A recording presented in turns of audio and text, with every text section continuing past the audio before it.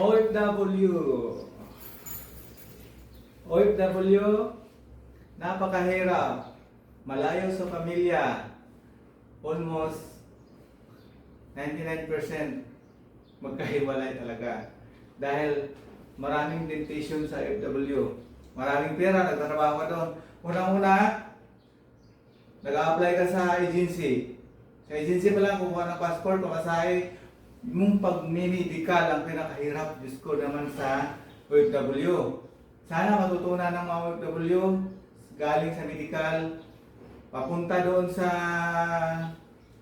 placement fee, papunta doon sa bayad sa agency.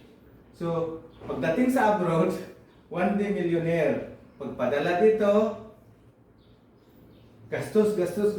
Ubusin ng padala. Iubos doon mo padala. Sana hatiin nyo. Yung padala nyo, 50%, itabi mo, sarili mo, 50% sa pamilya. Para pag time ngayon, ayaw mo na mag-abroad, may ipon ka, may mabunot ka, o kaya magtayo ka ng negosyo dito sa Pilipinas. No place like home, Philippines. Tandaan yung mga OFW. Talagang napakaganda dito. Kahit ilang taon ka pa doon sa abroad, may feeling ka talagang uuwi ka talaga dito sa Pinas. Okay? OFW.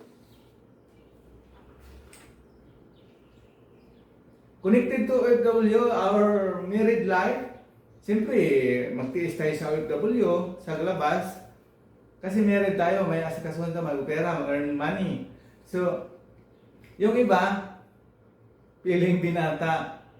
So, yung pera, minsan, pinapadala sa iba, via chat, pinachat nila, ganun. Hindi yun dapat.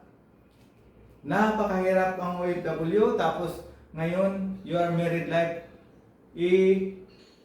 save ang money, padala sa pamilya, para gumanda yung buhay pagdating dito, magnegosyo ka, para magkaroon ng katahimikan yung pamilya mo. Ganun talaga ang married life. So, like other countries, married life like open countries. Mas okay kung sa Saudi Arabia ka kasi walang gimikan doon. 100% walang gimikan. Aside from Saudi, napakaraming gimikan. Yung pera mo pa, waslik, gastos. Ganun pagdating sa Pinas, sila mas wala ng pera. Naku, mag-aaway, wala talaga. So, married life. Ngayon, ito ang gagawin ko. Kaya napaka-OFW ako. Yung fly Emirates, yung jacket ko, ito yung bag ko. Ticket na lang kulang ko, alis na ko. Please, subscribe, like, share sa videos na pinapalabas ni Tito Jan. Abangan sa susunod na kabanata. Maraming salamat po.